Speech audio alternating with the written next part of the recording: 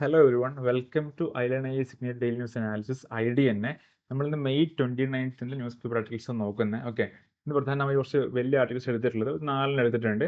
അപ്പോൾ ഒന്ന് ബ്രീഫായി നോക്കിയ ശേഷം നമുക്ക് ഡീറ്റെയിൽ നോക്കാം. ഓക്കെ, ഫസ്റ്റ് എന്താ പറയുന്നത് വെച്ചാൽ ഒരു എഡിറ്റോറിയൽ പറയുന്നത് ഇപ്പോൾ റീസെൻ്റ്ലി എന്താ DST ഡിപ്പാർട്ട്മെന്റ് സയൻസ് ഓഫ് ടെക്നോളജീൻ്റെ റിപ്പോർട്ട് വാങ്ങിയിട്ടുണ്ട്. പ്രകാരമാണെങ്കിൽ ക്വാണ്ടം ടെക്നോളജി അതിൻ്റെ ത്രെഡ്സ് ഒക്കെ നമ്മുടെ ക്രിപ്റ്റോഗ്രഫി ആ ഒരു രീതിയിലൊക്കെ ഒരുപാട് ത്രെഡ്സ് രേഖപ്പെടുത്തിയിട്ടുണ്ട്. അപ്പോൾ നമ്മൾ പെട്ടെന്ന് ബെറ്റർ ആയിട്ട് മുമ്പോട്ട് പോകുന്ന രീതിയിലേക്ക് ഒരു കൺസേൺസ് അവിടെ അറിയിച്ചിട്ടുണ്ട്. ഓക്കെ, ആ റിപ്പോർട്ട് റിലേറ്റഡ് ആയിട്ടുള്ള എഡിറ്റിലൂടെ വരുന്നത്. ഓക്കെ, പിന്നെ വരുന്നതെന്ന് വെച്ചാൽ നമ്മുടെ ഇപ്പം റീസെൻ്റ്ലി എന്താ ഇപ്പോൾ ഓർഡിനൻസ് ഇറക്കിയിട്ട് ഓർഡിനൻസ് പ്രകാരം സുപ്രീം കോർട്ടിലെ ജഡ്ജസിൻ്റെ എണ്ണം 34 38 ആക്കി ടോട്ടൽ ജഡ്ജസിൻ്റെ എണ്ണം കൂട്ടിയിട്ടുണ്ട്. ഓക്കെ, അപ്പോൾ ആ ഒരു ഇത് നോക്കുമ്പോൾ ഈ കോർട്ടിൽ ഈ ജഡ്ജസിൻ്റെ എണ്ണം കൂട്ടിയതുകൊണ്ട് മാത്രം നമ്മുടെ പ്രശ്നങ്ങൾ സോൾവ് ചെയ്യപ്പെടുന്നുണ്ടോ? ഇവിടെ എന്താ പറഞ്ഞത്, solve the pendency problem. Okay, will increasing strength of the SC solve the pendency problem. Okay, ആ രീതിയിൽ ആ ഒരു ക്വസ്റ്റ്യൻ്റെ അഡ്രസ്സ് ചെയ്തുകൊണ്ട് ആ സ്ട്രക്ചറലായിട്ടുള്ള എന്തൊക്കെ പ്രശ്നങ്ങളൊക്കെ അഡ്രസ്സ് ചെയ്യുന്നുണ്ട് ഇവിടെ. ഓക്കെ, പിന്നെ വരുന്നതെന്ന് വെച്ചാൽ brinkmanship in the age of growing conflict. Okay, ഈ ബ്രിങ്മാൻഷിപ്പ് എന്ന് വെച്ചാൽ ഒരു കൈൻഡ് ഓഫ് ജിയോ പൊളിറ്റിക്കൽ ഒരു സിറ്റുവേഷൻ ആണ്. ഓക്കെ, ഇപ്പം ഒരാൾക്കാർ മറ്റുള്ള കൺട്രികൾ ഒരു ഫോഴ്സ്ഡ് ആയിട്ടുള്ള അവരെ എന്താ പറയുക കൺസെഷൻസ് എടുക്കാനോ നെഗോഷിയേഷൻസ് കിട്ടാൻ വേണ്ടിയിട്ടോ രീതിയിലുള്ള പല കാര്യങ്ങൾ ചെയ്യുന്നതിനെയാണ് ഈ ഒരു രീതിയിലേക്ക് ബ്രിങ്മാൻഷിപ്പ് പറഞ്ഞുകൊണ്ട് സൂചിപ്പിക്കുന്നത്. അതിപ്പം മോഡേൺ ഈ ഒരു ടൈമിൽ എന്തൊക്കെയാണ് അതിൻ്റെ പ്രസൻസ് ഉണ്ടായിട്ടുള്ളത്, അത് പല എക്സാമ്പിൾസ് റിലേറ്റഡ് പറയുന്നുണ്ട്. ഓക്കെ, അപ്പോൾ ഇവിടെ നോക്കാം. ഓക്കെ, പിന്നെ വരുന്ന വെച്ചാൽ എന്താ revival of sedition tied to consent. Okay, നമ്മൾ പണ്ട് സെക്ഷൻ 124 ഏത് പറഞ്ഞുകൊണ്ട് IPC ഇന്ത്യൻ പീനൽ കോഡിൽ 2022 ആ ഒരു സെഡിഷൻ്റെ ഇത് റിപ്പീൽ ചെയ്തിട്ടുണ്ടായിരുന്നു. പക്ഷെ പിന്നീട് ഒരു പാർഷ്യൽ റിവൈവൽ രീതിയിലേക്ക് റീസെൻ്റ്ലി എന്താ കൺസെന്റ് ഉണ്ടെങ്കിൽ സെഡിഷൻ്റെ ആ ഒരു ചാർജസുകൾ അപ്പീൽ കേൾക്കാം, മുമ്പോട്ട് പോകാൻ രീതിയിൽ സുപ്രീം കോടതി പറഞ്ഞിട്ടുണ്ട്.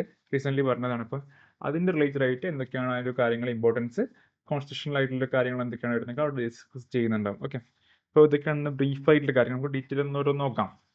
ഫസ്റ്റ് നമ്മൾ പറഞ്ഞത് ഇത് വരുന്നത് ക്വാണ്ടം സേഫ് തിങ്കിങ്. ഓക്കെ, ഇത് വരുന്നത് GS3 സയൻസ് ആൻഡ് ടെക്നോളജി സിലബസിൽ പോയിന്റ് കണക്ട് ചെയ്യാൻ പറ്റും. ഓക്കെ, ഇപ്പോൾ എന്താ പറയുന്നത്, India must be alive to challenges posed by advanced encryption algorithms. Okay, ശരി, നമ്മൾ ക്വാണ്ടം ബേസ്ഡ് ആയിട്ടുള്ള കമ്പ്യൂട്ടേഴ്സ് ഒക്കെ ഒരുപാട് ഇതിലൊരു ഹയർ കമ്പ്യൂട്ടേഷൻ പവറുള്ള ഒരുപാട് വലിയ വലിയ കമ്പ്യൂട്ടേഴ്സ് വരുന്നത്. ഓക്കെ, നോർമൽ ക്ലാസിക്കൽ കമ്പ്യൂട്ടേഷൻസ് നോക്കുമ്പോൾ ഒരുപാട് അഡ്വാൻറ്റേജ്, ഒരുപാട് പ്രോസസ്സിംഗ് സ്പീഡും ഒരുപാട് രീതിയിലേക്കുള്ള അഡ്വാൻറ്റേജ് ഈ ക്വാണ്ടം ബേസ്ഡ് ആയിട്ട് കമ്പ്യൂട്ടേഴ്സിനും കാര്യങ്ങളൊക്കെ ഉണ്ട്. ഓക്കെ, അപ്പോൾ ആ ഒരു കോണ്ടെക്സ്റ്റിലാണ് നമ്മുടെ എന്താ പറയുക ഈ ക്വാണ്ടം സേഫ് തിങ്കിങ് പറയുമ്പോൾ അത് റിലേറ്റഡ് ആയിട്ട് നോക്കുമ്പോൾ നമ്മളെ ഒരു പല എൻക്രിപ്ഷൻ നോക്കുമ്പോൾ സെക്യൂരിറ്റി നോക്കുമ്പോഴൊക്കെ പല രീതിയിൽ അറ്റാക്കിങ് നമ്മൾ ഫേസ് ചെയ്യാൻ ചാൻസ് ഉണ്ട്. ഇപ്പോൾ ക്വാണ്ടം കമ്പ്യൂട്ടേഴ്സ് ബേസ്ഡ് ചെയ്തുകൊണ്ടൊക്കെ നമ്മളെ ഇത് ചെയ്യുമ്പോൾ അതെങ്ങനെ പ്രിവെൻറ്റ് ചെയ്യാം, ആ രീതിയിലേക്കുള്ള അപ്രോച്ച് തിങ്കിങ് നമ്മൾ ഡെവലപ്പ് ചെയ്യുന്ന രീതിയിലേക്ക് ഈ ടൈറ്റിൽ തന്നെ പറഞ്ഞ് സൂചിപ്പിക്കുന്നു. ഓക്കെ, ഇപ്പോൾ എന്താ പറയുന്നത് കണ്ടസ്റ്റ് എന്താ പറയുക DST task force report urges India to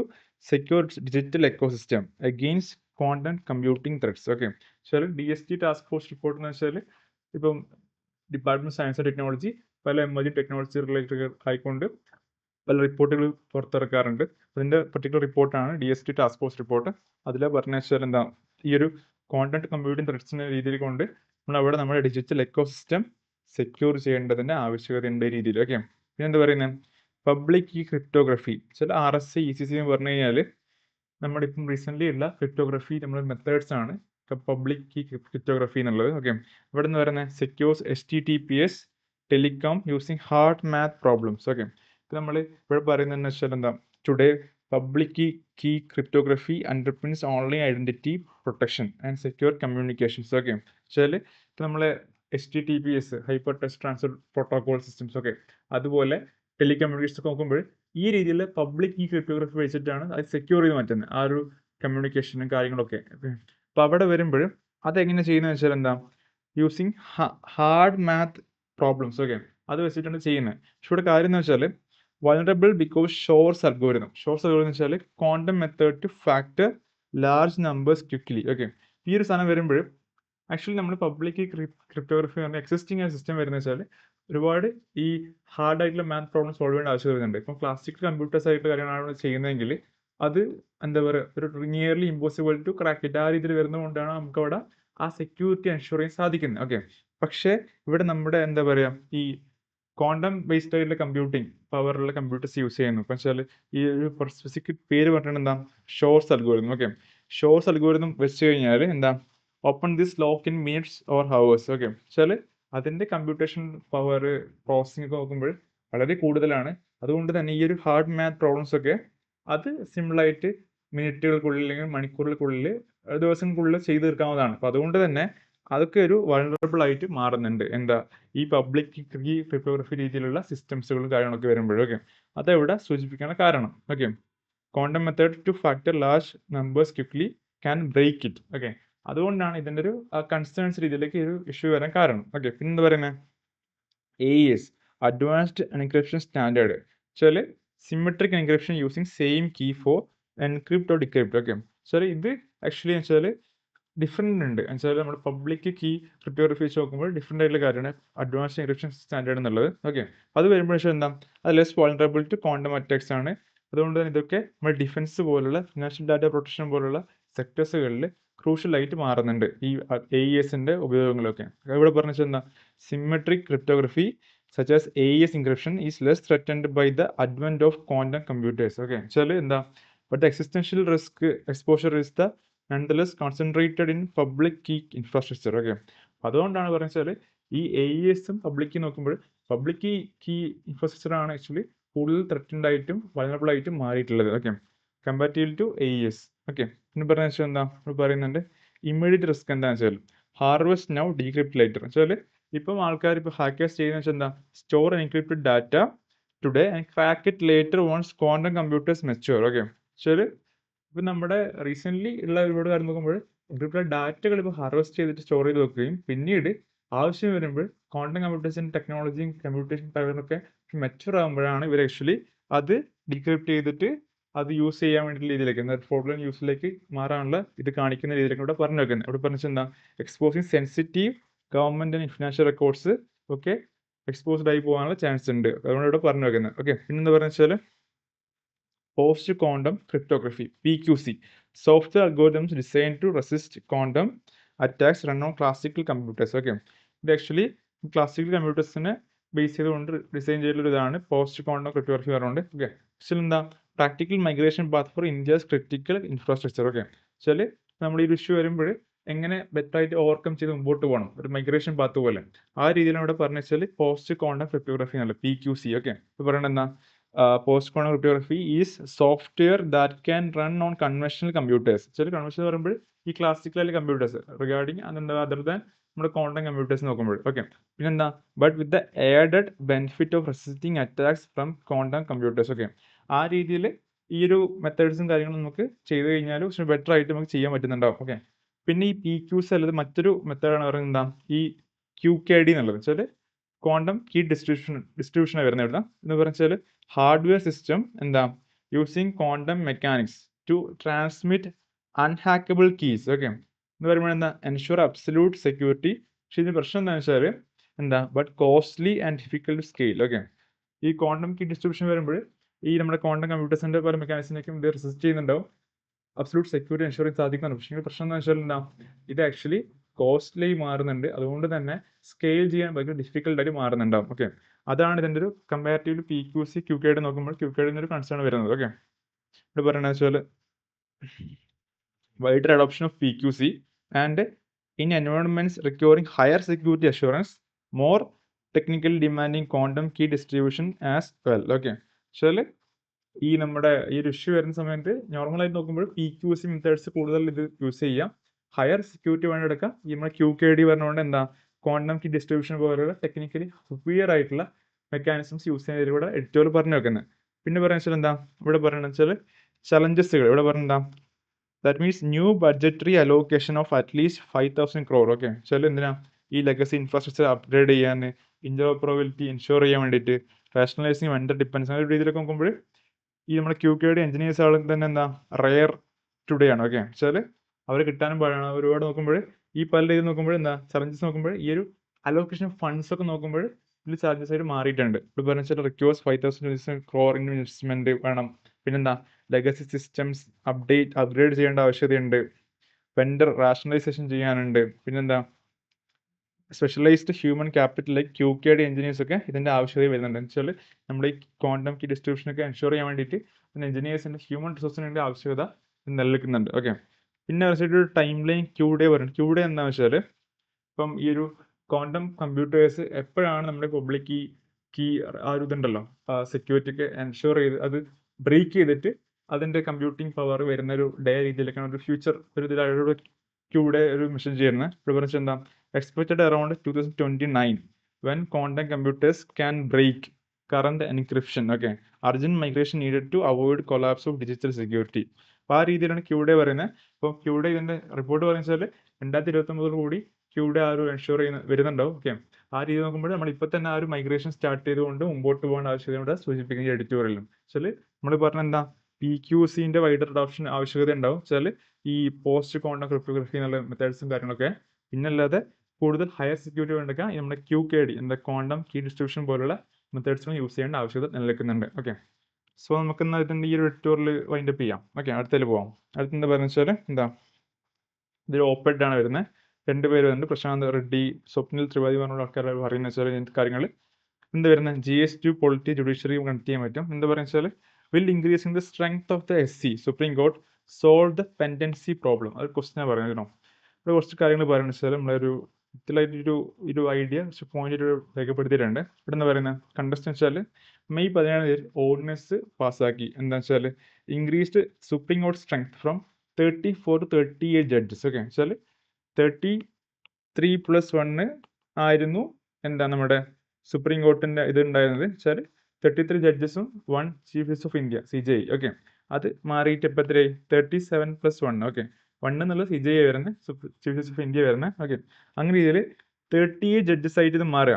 okay, ഈ ഒരു കൗണ്ട് എന്നുള്ളത് ടോട്ടൽ കൗണ്ട് എന്നുള്ളത്. ഓക്കെ, ഇവിടെ സ്റ്റിൽ വെച്ചാൽ നമ്മുടെ പെൻഡൻസി എത്ര വരുന്നത് വെച്ചാൽ 93,966 കേസ് ഇവിടെ നിലനിൽക്കുന്നുണ്ട്. ഓക്കെ, അപ്പോൾ ആ രീതി നോക്കുമ്പോൾ ഈ ഒരു കണ്ടസ്റ്റിലാണ് ഇതിന്റെ ഒരു കാര്യം പറഞ്ഞു വെക്കുന്നത്. എന്ന് പറഞ്ഞാൽ എന്താ ഓർഡിനൻസ് റൂട്ട്. ഓക്കെ, നമ്മളിവിടെ വെച്ചാൽ പാർലമെന്റ് സെഷൻസ് ഇപ്പം നെക്സ്റ്റ് എന്താ പറയുക സ്റ്റാർട്ട് ചെയ്യാൻ പോവുകയാണ്. അപ്പൊ അതിന്റെ ഇതുണ്ടായത് കൂടി എന്താ എന്തുകൊണ്ട് ഓർഡിനൻസ് റൂട്ട് എടുത്തപ്പോഴ പ്രശ്നം വെച്ചാൽ എന്താ parliament was about to convene using ordinance raises institutional scepticism. Okay, ആ ഒരു സ്കെപ്റ്റിസിസം കൂടാനുള്ള ആ ഒരു കാരണം ഉണ്ടായിട്ടുണ്ട്. ആ രീതിയിലൊക്കെ ഇവിടെ ഒരു ഓർഡിനൻസ് റൂട്ട് എടുത്തുകൊണ്ടുള്ള കൺസേൺ പറഞ്ഞു വെക്കുന്നുണ്ട്. പിന്നെ എന്താ പറയുക എന്താ article 136 and SLP overload. Okay, ഇതെന്താ വെച്ചാൽ നമ്മുടെ SLP എന്ന് പറയുമ്പോൾ സ്പെഷ്യൽ ലീവ് പെറ്റീഷൻ ആണ്. വെച്ചാൽ എക്സ്ട്രാ ഓർഡിനറി കേസുകൾ വരുമ്പോൾ ആ ഒരു റെമഡി ആയിട്ട് അല്ലെങ്കിൽ ഇൻജസ്റ്റിസ് ഫേസ് ചെയ്യുമ്പോൾ ഒരു റെമഡി ആയിട്ട് നോക്കിയിട്ടാണ് എന്താ പറയുക ഒരു സ്പെഷ്യൽ ലീവ് പെറ്റീഷൻ ഒരു പ്രൊവിഷൻ ഉണ്ടായിട്ടുള്ളത്. ഓക്കെ,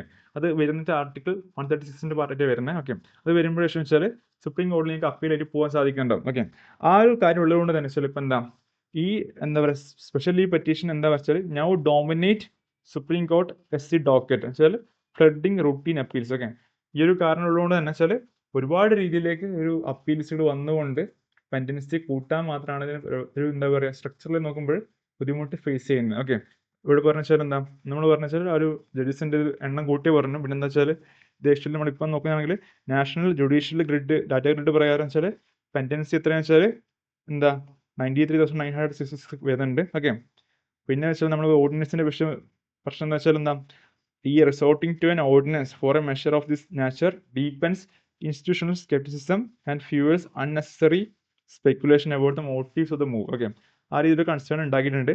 പിന്നെ നമ്മൾ പറഞ്ഞ വെച്ചാൽ എന്താ എന്തുകൊണ്ട് ഈ ഒരു ബുദ്ധിമുട്ട് കുറച്ച് കൂടാൻ കാരണം വെച്ചാൽ എന്താ പറയുക വെച്ചാൽ ആർട്ടിക്കിൾ 136 പ്രകാരം എന്താ SLPs were conceived as a remedy to be exercised. Okay, അത് വരുമ്പോൾ കൂടുതൽ ആൾക്കാരും SLP യൂസ് ചെയ്തിട്ട് ഡോമിനേറ്റ് എന്താ SLP വാങ്ങിച്ചിട്ടുണ്ട്.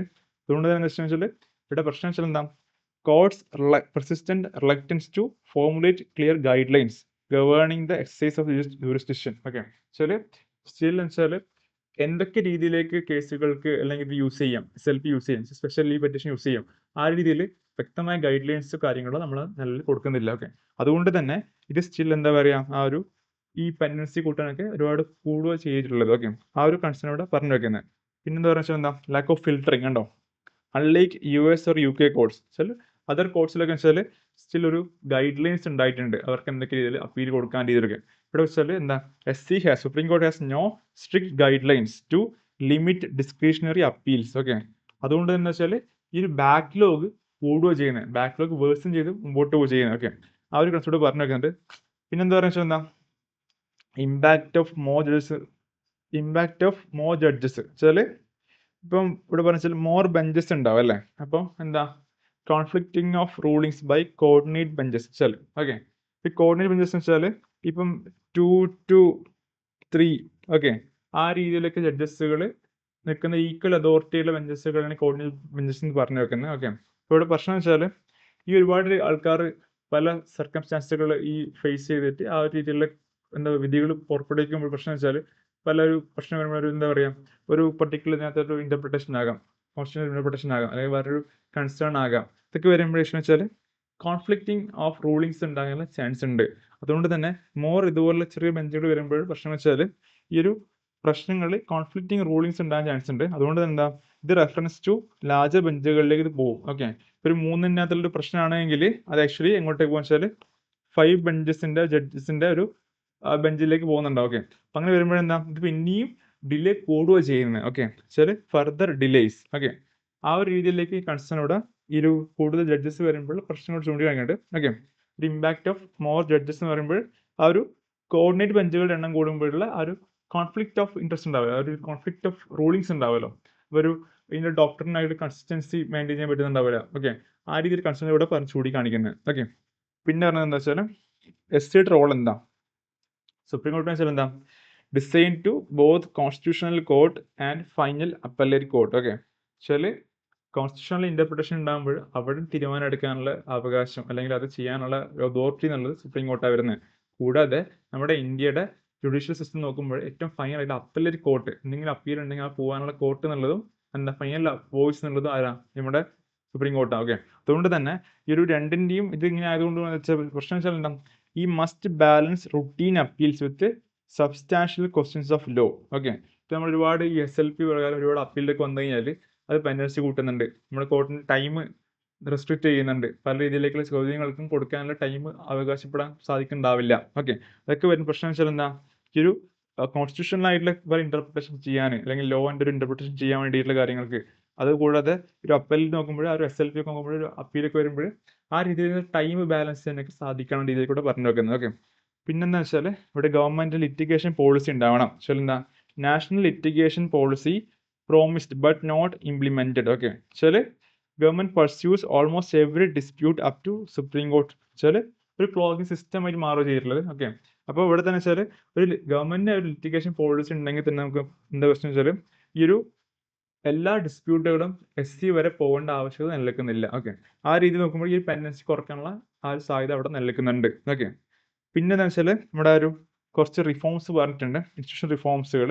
ഇതെന്താ വെച്ചാൽ ഒന്ന് അപ്ലൈ ബൽവന്ത് സിംഗ് ചൗഫൽ. ഓക്കെ, ഇത് ആക്ച്വലി വെച്ചാൽ 2010 ഒരു കേസായിരുന്നു. അപ്പോൾ അവിടെ പറഞ്ഞാൽ PIL ഗൈഡ് ലൈൻസ് ഉണ്ടാവണം. ഓക്കെ, വെച്ചാൽ ഈ പബ്ലിക് ഇൻട്രസ്റ്റ് ലിറ്റിഗേഷൻ വരുമ്പോൾ കുറച്ച് ഗൈഡ് ലൈൻസ് കൊടുക്കേണ്ട ആവശ്യകത അവിടെ പറഞ്ഞു വെക്കുന്നുണ്ട്. ഓക്കെ, പിന്നെന്താ വെച്ചാൽ filter frivolous litigation and reduce routine appeals. Okay, വെച്ചാൽ വ്യക്തമായിട്ടുള്ള ആ ഒരു ഒരു ഫിൽട്ടറിംഗ് മെക്കാനിസം ഏർപ്പെടുത്തിക്കൊണ്ട് ഫ്രിവലസ് ആയിട്ട് ലിറ്റിഗേഷൻസ് ഒഴിവാക്കാനും ആ റുട്ടീൻ ആൻഡ് അപ്പീലുകൾ കുറക്കാനും സാധിക്കുന്നുണ്ടാവും. ഓക്കെ, പിന്നെ എന്താ വെച്ചാൽ strict time limits for oral arguments. Okay, വെച്ചാൽ ടൈം ലിമിറ്റ് കൊടുത്തുകൊണ്ടായിരിക്കും ഓറൽ ആർഗ്യുമെന്റിന്റെ ഒരു റിസർച്ച് ചെയ്യാനുള്ള അവകാശം ഉണ്ടാവുള്ള. ആ സമയത്ത് കൊടുക്കുമ്പോൾ പ്രശ്നം വെച്ചാൽ നമുക്ക് ആ ഒരു ടൈമിന്റെ ഒരു ഇത് കുറക്കാൻ പറ്റുന്നുണ്ടാവും, പെട്ടെന്ന് ആ ഒരു പെൻഡൻസി കുറക്കാനും പറ്റുന്നുണ്ടാവും. ഓക്കെ, പിന്നെന്താ വെച്ചാൽ rely more on written submissions. Okay, ഇപ്പോൾ വരുമ്പോൾ കുറച്ചും കൂടെ ബെറ്റർ ആയിട്ട് നമുക്ക് ആ ഒരു ആർഗ്യുമെന്റ് പ്ലേസ് ചെയ്യാൻ സാധിക്കുന്നുണ്ടാവും. ഓക്കെ, പിന്നെ വെച്ചാൽ improve gender representation and transparency in appointments. Okay, ആ കൺസേണുകൾ ചൂണ്ടിക്കാണിച്ചുകൊണ്ട് ബെറ്റർ ആയിട്ടുള്ള ജെൻഡർ റെപ്രസെന്റേഷൻ കൂട്ടിയിട്ട് ബെറ്റർ ആക്കാൻ ഇവിടെ ഈ എഡിറ്റോറിയൽ പറഞ്ഞു വെക്കുന്നത്. പിന്നെ വെച്ചാൽ ഇവിടെ പറഞ്ഞു വെച്ചാൽ ആ ഒരു കാര്യങ്ങളൊക്കെ pendency crisis not truly addressed unless Supreme Court develops a more robust mechanism. Frivolous litigation മാറ്റാനുള്ള റോബസ്റ്റ് മെക്കാനിസം ക്രിയേറ്റ് ചെയ്യേണ്ട ആവശ്യകത നിലനിൽക്കുന്നുണ്ട്. ഇവിടെ വെച്ചാൽ ഈ PIL നോക്കുമ്പോൾ actually state of Uttaranchal versus Balwant Singh Chaufal 2010 guidelines പറഞ്ഞിട്ടുണ്ട്. അങ്ങനെ പറയുമ്പോൾ including ensuring that PIL is filed for a genuine public cause and do not driven by personal or political interest. Okay, ആ രീതിയിലൊക്കെ കാര്യങ്ങൾ ഇവിടെ പറഞ്ഞിട്ടുണ്ട്. അവരതാണ് ഈ ബൽവന്ത് സിംഗ് ചൗഫൽ കേസിന്റെ പാർട്ടായിട്ട് വരുന്ന ഒരു ഗൈഡ് ലൈൻസ് പറയുന്നത്. ഓക്കെ, ആ രീതിയിൽ ചെയ്ത് കഴിഞ്ഞാൽ കുറച്ചും ബെറ്റർ ആയിട്ട് നമുക്ക് ചെയ്യാൻ സാധിക്കുന്നുണ്ടാവും മെഷേഴ്സ് ആയിട്ട്. ഓക്കെ, പിന്നെ വെച്ചാൽ stricter time allocation for oral arguments is essential. Okay, ആ രീതിയിൽ ഒരു ഇമ്പോർട്ടൻസ് വരുന്നുണ്ട്. പിന്നെ വെച്ചാൽ ആ ഒരു ജുഡീഷ്യൽ ടൈം ബെറ്റർ ആക്കി നമുക്ക് നോക്കാനും സേവ് ചെയ്യാൻ സാധിക്കുന്നുണ്ടോ? പിന്നെ വെച്ചാൽ ഈ റിട്ടേൺ ആയിട്ട് സബ്മിഷൻ കൊടുക്കുമ്പോഴാണെങ്കിലും ആ ഒരു ജുഡീഷ്യൽ ടൈമിന് സേവ് ചെയ്യാൻ സാധിക്കുന്നുണ്ട്. ഓക്കെ, ആ രീതിയിൽ നോക്കുമ്പോൾ ആക്ച്വലി എന്താ നമ്മുടെ ഒരു സ്ട്രക്ചറിൽ പല പ്രശ്നങ്ങളും നിലനിൽക്കുന്നുണ്ട്. ഈ ജസ്റ്റ് നമ്മുടെ ഈ ജഡ്ജസിന്റെ എണ്ണം കൂട്ടുകൊണ്ട് മാത്രം ഈ ഒരു പ്രശ്നങ്ങളൊന്നും ഈ പെൻഡൻസി ഇഷ്യൂസിനെ സോൾവ് ചെയ്യാൻ ഉതകുന്നതല്ല. ഓക്കെ, അതുകൊണ്ട് തന്നെ ആ ഒരു സൊല്യൂഷൻ പറഞ്ഞ പ്രകാരം പല മെത്തേഡ്സ് നമ്മൾ ട്രൈ ചെയ്തിട്ടുണ്ട്. എന്താ പറയുക, ചെയ്താൽ മാത്രമേ ബെറ്റർ ആയിട്ടും ഒരു അപ്രോച്ച് ഇവിടെ കൊണ്ടുവരാൻ സാധിക്കുന്നുണ്ടാവുള്ളൂ. ഓക്കെ, ഇപ്പോൾ പറഞ്ഞ പ്രശ്നം വെച്ചാൽ എന്താ, ഇവിടെ പറഞ്ഞ എന്താ, നാഷണൽ ജുഡീഷ്യൽ ഡയറക്ടറേറ്റ് പ്രകാരം 93,966 കേസുകൾ നിലനിൽക്കുന്നുണ്ട്, പെൻഡൻസി ഇഷ്യൂ നിലനിൽക്കുന്നുണ്ട്. ഓക്കെ, അതുകൊണ്ട് തന്നെ ഈ പല മെഷേഴ്സുകളും സൂചിപ്പിച്ചുകൊണ്ട് നമുക്ക് ചെയ്തു കഴിഞ്ഞാൽ ബെറ്റർ ആയിട്ട് ഇത് മുമ്പോട്ട് പോകാൻ സാധിക്കുന്നുണ്ട്. അവർ ഇവിടെ എഡിറ്റോറിയൽ പറഞ്ഞു വെക്കണം. ഓക്കെ, അപ്പോൾ അടുത്തതിലേക്ക് പോവാം. അടുത്ത ക്വസ്റ്റ്യൻ വെച്ചാൽ എന്താ, GS2 ഇന്റർനാഷണൽ ഒരു ഓപ്പർഡായി വരുന്നത്. ഓക്കെ, ഇവിടെ നിന്ന് പറഞ്ഞാൽ brinkmanship in the age of growing conflict. Okay, just പറഞ്ഞു വെച്ചാൽ എന്താ ഒരു കണ്ടസ്റ്റ് വെച്ചാൽ cold war style brinkmanship in modern conflicts. Okay, വെച്ചാൽ അതിന് റിസർജൻസ് ഉണ്ടായിട്ടുണ്ട്.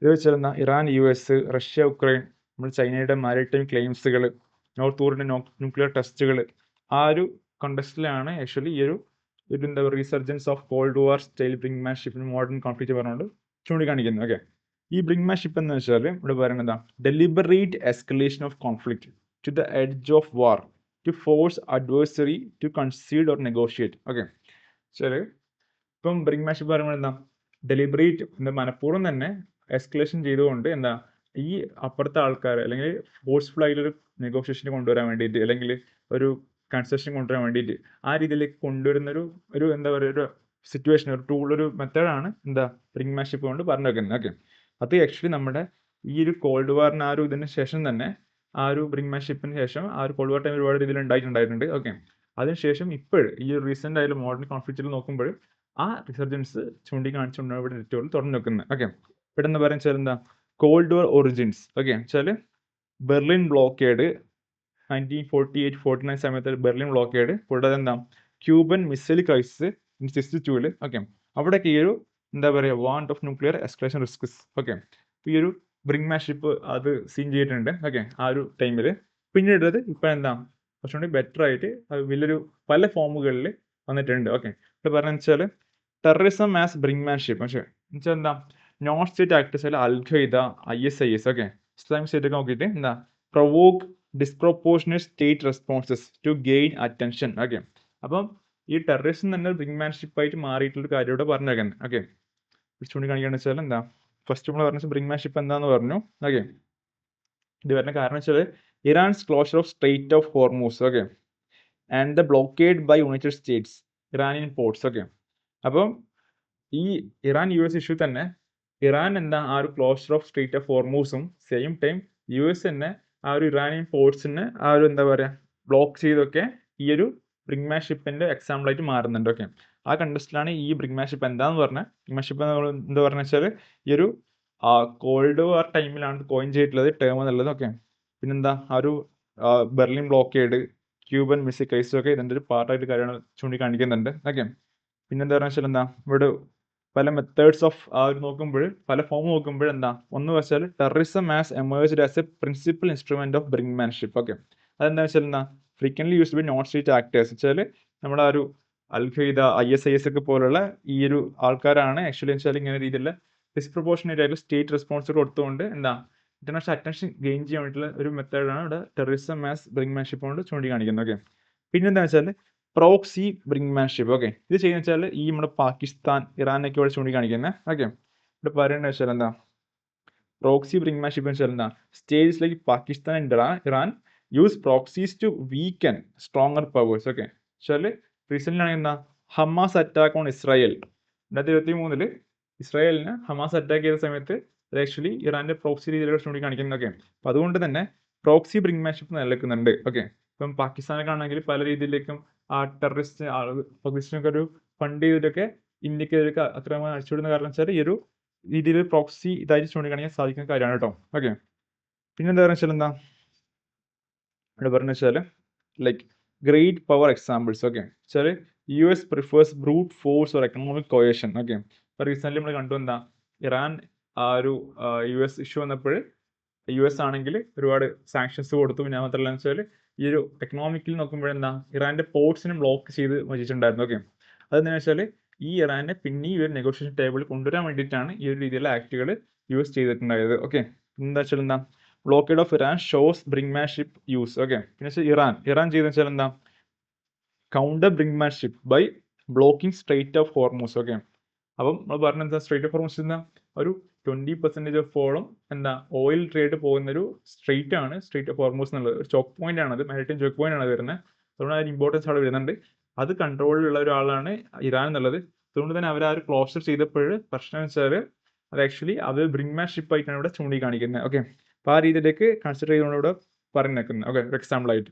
പിന്നെ വെച്ചാൽ എന്താ റഷ്യയുടെ nuclear sabre rattling by hypersonic strikes in Ukraine. Okay, prolonged war. Okay, ഇപ്പോൾ റഷ്യ ആണെങ്കിലും ആ ഒരു ഹൈപ്പർസോണിക് മിസൈൽസ് ഒക്കെ ആ ഒരു യൂസ് ഒക്കെ ആ ഒരു യുക്രൈൻ ഇംഗ്ലണ്ടിലൊക്കെ ചെയ്തിട്ടുണ്ടായിരുന്നു. ഓക്കെ, അതൊക്കെ ആക്ച്വലി ഈ ബ്രിങ്മാൻഷിപ്പ് ചൂണ്ടിക്കാണിക്കുന്നുണ്ട്. പിന്നെ വെച്ചാൽ എന്താ ചൈനയുടെ കേസാണ്. ചൈന വെച്ചാൽ എന്താ controlled maritime brinkmanship in South and East China Seas. Okay, ഇവിടെ പറയുന്നത് വെച്ചാൽ എന്താ ചൈനയാണെങ്കിൽ ലൈക്ക് ചൈന 2006 തൊട്ട് തന്നെ എന്താ laid claims to vast expanses of the South China Sea and parts of East China Sea. Okay, ഇതിലാണെങ്കിൽ ആകെ ജപ്പാനും തൈവാനൊക്കെയാണ് ഇതിനകത്ത് എന്താ പറയുക കുറച്ചും കൂടെ ആ രീതിയിലേക്ക് ആ ഒരു റെസിസ്റ്റൻസ് ഒക്കെ ചൂണ്ടിക്കാണിച്ചിട്ടുണ്ടായുള്ളൂ. ഓക്കെ, ബാക്കിയുള്ള രാജ്യങ്ങളൊക്കെ ചില അവരൊരു ഇതിലേക്ക് പോയിട്ടുണ്ടായിരുന്നു, അതിനെതിരെ പോയിട്ടുണ്ടായിരുന്നു. ഓക്കെ, അപ്പോൾ അതുകൊണ്ട് തന്നെ വെച്ചാൽ എന്താ ഇവിടെ ഒരു ബ്രിങ്മാൻഷിപ്പ് ഓഫ് ചൈനയുടെ എക്സാമ്പിളോടെ ചൂണ്ടിക്കാണിക്കുന്നത്. ഓക്കെ, പിന്നെന്ന് വെച്ചാൽ എന്താ North Korea perfected brinkmanship with nuclear missile test keeping region unstable. Okay, പക്ഷേ ഇപ്പോൾ ബേസിക്കലി നോർത്ത് കൊറിയയുടെ കീഴിൽ ഒരുപാട് ന്യൂക്ലിയർ പ്രോഗ്രാമുകൾ എന്താ പറയുക മിസൈൽസുകളുണ്ട്. അതിൻ്റെ ഒരുപാട് ഒരു മൈറ്റി പവറായി മാറിയിട്ടുണ്ട്. ഓക്കെ, അതുകൊണ്ട് തന്നെ ആ ഒരു റീജിയൻ വളരെ അൺസ്റ്റേബിൾ ആയിട്ട് മാറുകയായിരുന്നു. ഓക്കെ, അതുകൊണ്ട് ഒരു ന്യൂക്ലിയർ ആ ഒരു ത്രെറ്റ് എന്നുള്ളത് നോർത്ത് കൊറിയയുടെ ബേസ് നോക്കുമ്പോൾ ഒരു ബ്രിങ്മാൻഷിപ്പിൻ്റെ ഒരു എക്സാമ്പിൾ ആയിട്ട് ചൂണ്ടിക്കാണിക്കുന്നുണ്ട്. ഓക്കെ, പിന്നെ ഇവിടെ ഇന്ത്യയുടെ പൊസിഷൻ എന്താ? ഇന്ത്യ ആണെങ്കിൽ എന്താ strategic lean of restrained and calibrated force. Okay, വെച്ചാൽ നമ്മൾ ബേസിക്കലി ഒരു റെസ്പോൺസിബിൾ പവർ ആയിട്ട് ഒരു ഗ്ലോബൽ റെസ്പോൺസിബിൾ പവർ ആയിട്ട് ചൂണ്ടിക്കാണിച്ചുകൊണ്ടാണ് മുമ്പോട്ട് പോകുന്നത്. ഓക്കെ, അതുകൊണ്ട് തന്നെ വെച്ചാൽ നമ്മൾ എന്താ avoids brinkmanship even under provocation. Okay, അപ്പോൾ അതുകൊണ്ട് വെച്ചാൽ നമ്മളൊരു ബ്ലാക്ക് ഔട്ട് സ്ട്രൈക്കുകൾ സർജിക്കൽ സ്ട്രൈക്ക് നോക്കുമ്പോൾ എന്താ പെർട്ടിക്കുലർലി പ്രിസൈസ്ലി അറ്റാക്ക് ചെയ്ത് പോകാനൊരു തോട്ടിൽ നമ്മൾ മുമ്പോട്ട് പോയത്. ഓക്കെ, അപ്പോൾ വലിയ അറ്റാക്ക് നമ്മൾ പോയിട്ടില്ല. ഓക്കെ, അതുകൊണ്ട് തന്നെ ആ ഒരു ഇന്ത്യൻ്റെ പൊസിഷൻ എന്ന് വെച്ചാൽ ഒരു റെസ്പോൺസിബിൾ പവർ ആയിട്ട് ചൂണ്ടിക്കാണിക്കുന്നത്. ഓക്കെ, അതുകൊണ്ട് വെച്ചാൽ എന്താ ഇവിടെ ഒരു എൻഹാൻസ് ദ ക്രെഡിബിലിറ്റി അത് കൂട്ടാൻ സഹായിക്കുന്നുണ്ട്. ഓക്കെ, പിന്നെ ചില ഇവിടെ ഗ്ലോബൽ ഇംപ്ലിക്കേഷൻ നോക്കുമ്പോൾ വെച്ചാൽ ഡിപ്ലോമസി സൈഡ് ലൈൻ ചെയ്യപ്പെടുന്നു. ഓക്കെ, ഈ രീതിയിൽ ഇപ്പം എന്താ പറയുക സ്ട്രേറ്റ് ഓഫ് ഹോർമസ് ക്ലോഷർ ചെയ്തു, അല്ലെങ്കിൽ ചൈന ഇങ്ങനെ നമ്മളെയാണ് സീനിന്റെ കാര്യങ്ങൾ പറഞ്ഞു. ഓക്കെ, ഇപ്പം നോർത്ത് കൊറിയ ന്യൂക്ലിയർ ടെസ്റ്റുകൾ വെച്ച് മുമ്പോട്ട് ഒരു ത്രെറ്റും ചെയ്യുന്നു. ഓക്കെ, ഈ സിറ്റുവേഷൻ വരുമ്പോൾ പ്രശ്നം വെച്ചാൽ ആ ഡിപ്ലോമസിന്റെ ഒരു ഇമ്പോർട്ടൻസ് സൈഡ് ലൈൻ ചെയ്യപ്പെട്ടു. ഓക്കെ, ആ രീതിയിൽ ഗ്ലോബൽ ഇംപ്ലിക്കേഷൻ ചൂണ്ടിക്കാണിക്കുന്നുണ്ട്. ഓക്കെ, പിന്നെ വെച്ചാൽ എന്താ UN മാർജിനലൈസ്ഡ് ആയി പോയി. പിന്നെന്താ കൊയേഷൻ ആൻഡ് എസ്കലേഷൻ ഡോമിനേറ്റ് ചെയ്യുന്നു. ഓക്കെ, അതുകൊണ്ട് തന്നെ ഫ്രജൈൽ ആയിട്ടുള്ള ഗ്ലോബൽ ഓർഡറാണ് നിലനിൽക്കുന്നത്. ഓക്കെ, അപ്പോൾ നോക്കുമ്പോൾ ഈ ബ്രിങ്മാൻഷിപ്പ് എന്നുള്ളത് ആക്ച്വലി നമ്മൾ ജിയോ പൊളിറ്റിക്സ് സിനാരിയോ നോക്കുമ്പോൾ ഒരു സ്റ്റേബിൾ അല്ല, ഫ്രജൈൽ ആയിട്ട് ഗ്ലോബൽ ഓർഡറായി മാറിയിട്ടുണ്ട്. ഓക്കെ, ആ രീതിയിലൊരു കൺസേൺ ഇവിടെ എഡിറ്റോറിയൽ പറഞ്ഞു നോക്കുന്നത്. ഓക്കെ, നമുക്ക് അടുത്തതിലേക്ക് പോവാം. അടുത്ത എക്സ്പീരിയൻസ് എന്താ പറയുന്നത് a revival of sedition tied to consent. നമ്മൾ GST പൊളിറ്റി കോൺസ്റ്റിറ്റ്യൂഷൻ നമുക്ക് കണക്ട് ചെയ്യാൻ പറ്റും. ഓക്കെ, ഇവിടെ എന്ന് വെച്ചാൽ എന്താ 3 judge bench headed by Chief Justice Surya Kant. Okay, May 21 പറഞ്ഞ വെച്ചാൽ courts may proceed with trials. Okay, appeals. പിന്നെന്താ proceeding under section 124A the now repealed Indian Penal Code. Okay, വെച്ചാൽ if accused raise no objection. Okay, ഇതെന്ന് വെച്ചാൽ നമ്മുടെ section 124A എന്നുള്ളത് actually sedition charge ഇതായിട്ടുള്ളൊരു എന്താ പറയുക ഒരു സെക്ഷനാണ്. ഇത് ആക്ച്വലി ഇന്ത്യൻ പീനൽ കോഡിൽ വരുന്ന കാര്യമാണ്. ഇത് ആക്ച്വലി നമ്മൾ 2022 റിപ്പീൽ ചെയ്തിട്ടുണ്ടായിരുന്നു. ഓക്കെ, അത് പിന്നീട് ഇപ്പം നമ്മുടെ May 21 സുപ്രീം കോർട്ടിൻ്റെ ഒരു ജസ്റ്റിസിനെ പറഞ്ഞ എന്താ വെച്ചാൽ ഈ ആൾക്ക് എന്താ കൺസേൺ ഇല്ല, പ്രശ്നമില്ല, കൺസേൺ ഉണ്ട് എങ്കിൽ എന്താ ഈ ഒരു രീതിയിൽ നോക്കുമ്പോൾ ആ ട്രയൽസ് മുമ്പോട്ട് കൊണ്ടുപോകാൻ സാധിക്കുന്ന രീതിയിൽ പറഞ്ഞു വെച്ചിട്ടുള്ളത്. ഓക്കെ, ഇവിടെ പറയുന്നത് വെച്ചാൽ എന്താ ലൈക്ക് കണ്ടീഷൻ എന്ന് വെച്ചാൽ May 21 ഒരു ഇത് വന്നു വെച്ചാൽ സുപ്രീം കോർട്ട് അലോ ചെയ്തു എന്താ സെഡിഷൻ ട്രയൽസ്. ഓക്കെ, എന്തിൻ്റെ ബേസിലെന്ന് വെച്ചാൽ സെക്ഷൻ 124A IPC എന്താ to proceed if the accused consents. Okay, accused consent ചെയ്യുന്നുണ്ടെങ്കിൽ ആ ഒരു ഈ ഒരു ഇത് മുമ്പോട്ട് കൊണ്ടുപോകാൻ രീതിയിൽ പറഞ്ഞു വെക്കുന്നത്. ആക്ച്വലി എന്താ partially reviving a colonial law repealed in 2022. Okay, നോക്കുമ്പോൾ വെച്ചാൽ ഇത് ആക്ച്വലി പണ്ട് തൊട്ടേ ഒരു കണ്ടസ്റ്റ് പറഞ്ഞൊരു കാര്യമാണ് ഈ സെഡിഷൻ എന്നുള്ളത്.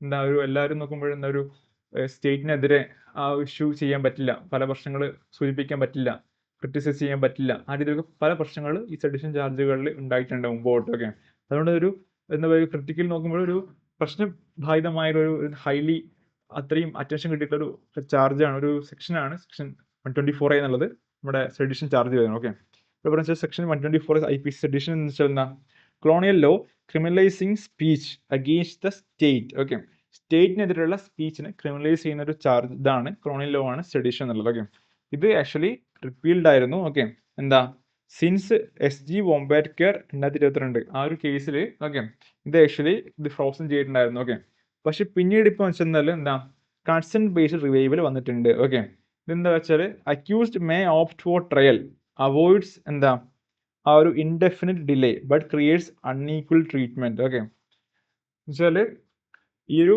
അക്യൂസ്ഡിന് ഈ ഒരു താല്പര്യമുണ്ട്, ആ ഒരു ട്രയലിനെ ഓപ്റ്റ് ചെയ്യാൻ താല്പര്യം ഉണ്ടെങ്കിൽ അത് ആക്ച്വലി ചെയ്യാവുന്നതാണ്. എന്തുകൊണ്ടെന്ന് വെച്ചാൽ അവർക്കൊരു ക്ലോഷർ കിട്ടാൻ വേണ്ടിയിട്ട്, അല്ലെങ്കിൽ ഒരു ഡിലേ, ഇൻഡെഫിനിറ്റ് ഡിലേ ഒഴിവാക്കാൻ വേണ്ടി നോക്കുമ്പോൾ അവിടെ നമുക്ക് ഈ ഒരു എന്താ പറയുക കൺസെന്റ് ബേസ്ഡ് റിവൈവൽ ചെയ്തുകൊണ്ട് ഈ സെഡിഷൻ ചാർജുകൾ ക്രിയേറ്റ് മുമ്പോട്ട് പോകാം, അതിൻ്റെ കേസുകളുടെ ട്രയൽസ് മുമ്പോട്ട് പോകാൻ ഇതിലൂടെ പറഞ്ഞു വെക്കുന്നത്. ഓക്കെ, ഉദ്ദേശിച്ചാൽ ഒരു അൺഈക്വൽ ട്രീറ്റ്മെന്റ് മാറിയിട്ടുണ്ട്. കാരണം എന്താ വെച്ചാൽ ടെസ്റ്റ് നോക്കുമ്പോൾ എന്താ കോൺസ്റ്റിറ്റ്യൂഷൻ നോക്കുമ്പോൾ വെച്ചാൽ ഈ courts must decide if sedition violates article 14, 19, 21. Okay, വെച്ചാൽ എന്താ law must pass proportionality and rights balancing. Okay, ഇതെന്തുകൊണ്ടാണെന്ന് വെച്ചാൽ ആർട്ടിക്കിൾ 14 എന്താ ഈക്വാലിറ്റി പറയുന്നല്ലേ. ഇപ്പം consent leads to disparity, similar accused treated differently. Okay, ഇവിടെ കാര്യം എന്താ വെച്ചാൽ ഇവിടെ പറയുന്നത് വെച്ചാൽ like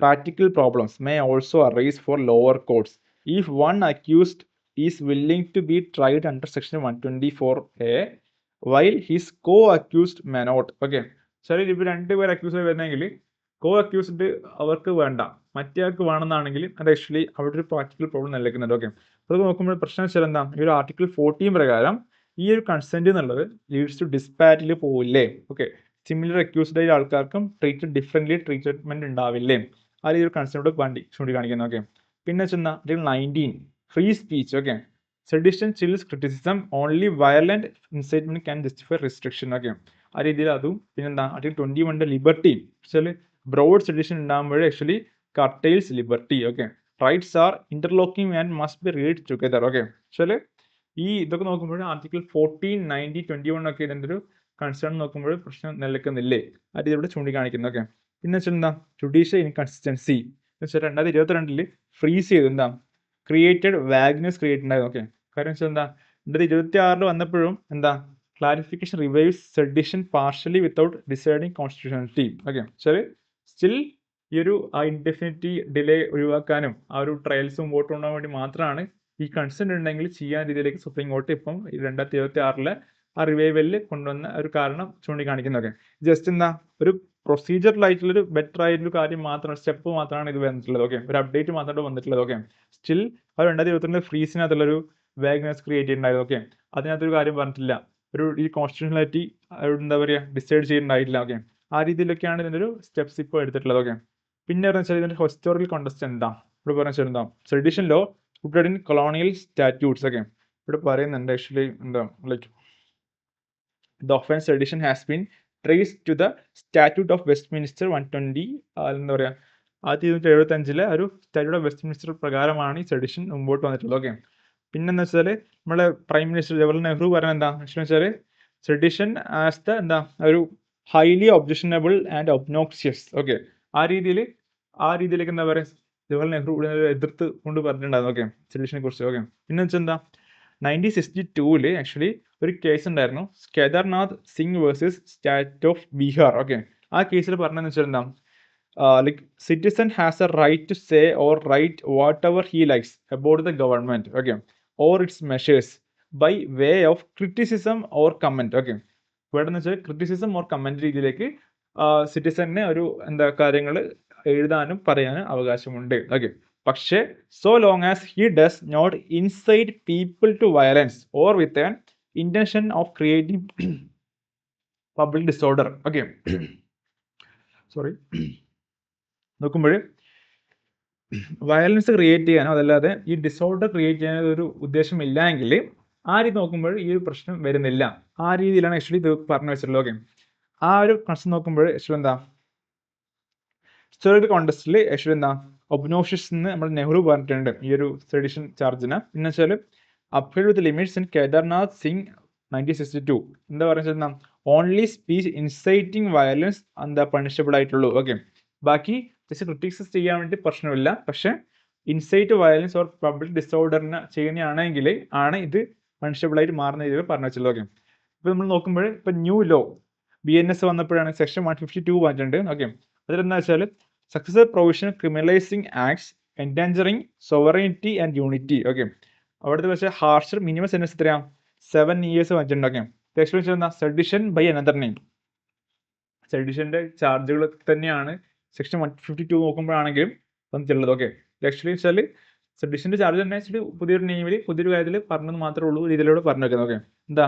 ക്രിമിനലൈസിങ് acts endangering sovereignty and unity. Okay, still അതിനകത്താണെങ്കിൽ എന്താ എന്തെങ്കിലും ക്ലാരിറ്റി കൊടുക്കാനും സാധിച്ചിട്ടില്ല ഗവൺമെന്റിന്. ഓക്കെ, ഇവിടെ എന്ന് വെച്ചാൽ ending view SC's consent based revival is procedural. Okay, just എന്താ സബ്സ്റ്റാൻറ്റീവ് ആയിട്ട് മാറിയിട്ടില്ല. ഓക്കെ, അതുകൊണ്ട് തന്നെ state and apex court must responsibly decide constitutionality of sedition. Okay, ആ രീതിയിൽ ഇതെങ്ങനെയാണ് നമ്മൾ ഫണ്ടമെന്റൽ പ്രൊപ്പോഷൻ മുമ്പോട്ട് പോകുന്ന രീതിയൊക്കെ ചൂണ്ടിക്കാണിക്കുന്നത് പറഞ്ഞു വെക്കുന്നത്. ഓക്കെ, പിന്നെന്താ വെച്ചാൽ റൈറ്റ്സ് ലിമിറ്റിംഗ് സൊല്യൂഷൻ. ഓക്കെ, എന്താ narrowly limit sedition to violent incitement or disorder. Okay, വെച്ചാൽ balancing liberty with security. Okay, നമ്മുടെ സെഡിഷന് റൈറ്റ്സ് ബേസ് കൊണ്ട് ചെയ്തുകൊണ്ട് തന്നെ ലിമിറ്റ് ചെയ്തുകൊണ്ട് എന്താ പറയുക, ഇപ്പോൾ ഒരു കേദാർനാഥ് സിംഗിന്റെ ഒരു ഇത് ജഡ്ജ്മെന്റ് പറഞ്ഞതുപോലെ തന്നെ എന്താ ആ ഒരു രീതിയിൽ തന്നെ ആ ഒരു നോക്കുമ്പോൾ എന്താ ഇൻസൈറ്റ്മെന്റ് ഓഫ് വയലൻസ് വരുന്നു അല്ലെങ്കിൽ ഡിസോർഡർ പബ്ലിക് അത് വരുന്ന മാത്രം രീതിയിലേക്ക് സെഡിഷൻ പണിഷബിളാക്കി കൊണ്ടുപോകും. അല്ലെങ്കിൽ എന്താ ആ രീതിയിലേക്ക് സെഡിഷൻ മാറ്റിക്കൊണ്ട രീതിയിലേക്ക് പോകുന്ന രീതിയിലേക്ക് മുമ്പോട്ട് പോകേണ്ട രീതി ആവശ്യകതയുണ്ട്. ഓക്കെ,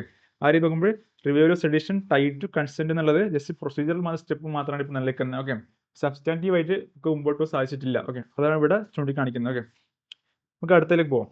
അടുത്ത റീക്യാപ്പാണ്. എന്ന് വെച്ചാൽ എന്താ പറഞ്ഞത്, ഒന്ന് എഡിറ്റോറിയൽ പറഞ്ഞ വെച്ചാൽ ക്വാണ്ടം സേഫ് തിങ്കിങ് പറഞ്ഞുകൊണ്ട് ക്വാണ്ടം ആ ഒരു കമ്പ്യൂട്ടേഷൻ നോക്കുമ്പോൾ ത്രെഡ്സുകൾ നമ്മളൊരു പബ്ലിക് സെക്യൂരിറ്റി ആ ഒരു സൈബർ സെക്യൂരിറ്റി നോക്കുമ്പോൾ ഒരുപാട് നിലനിൽക്കുന്നുണ്ട്. ഓക്കെ, ആ രീതിയിൽ കൺസേൺസ് നമ്മൾ പറഞ്ഞു കഴിഞ്ഞു. ഓക്കെ, പിന്നെ നമ്മൾ പറഞ്ഞ വെച്ചാൽ സുപ്രീം കോർട്ടിലെ ആ ഒരു ജഡ്ജസിന്റെ എണ്ണം കൂട്ടിയതുകൊണ്ട് മാത്രം പെൻഡൻസി പ്രോബ്ലം സോൾവ് ചെയ്യപ്പെടുന്നുണ്ടോ? ഓക്കെ, അത് ചെയ്യപ്പെടുന്നില്ല. പല മെഷേഴ്സ് നമ്മൾ ചെയ്യേണ്ട ആവശ്യമുള്ള ചൂണ്ടിക്കാണിച്ചു നമ്മൾ. ഓക്കെ, നമ്മൾ എന്താ പറഞ്ഞ വെച്ചാൽ ബ്രിങ്മാൻഷിപ്പ് പറഞ്ഞുകൊണ്ട് ഇതെന്താണ് ആ സിറ്റുവേഷൻ പറയുന്ന കാര്യങ്ങൾ.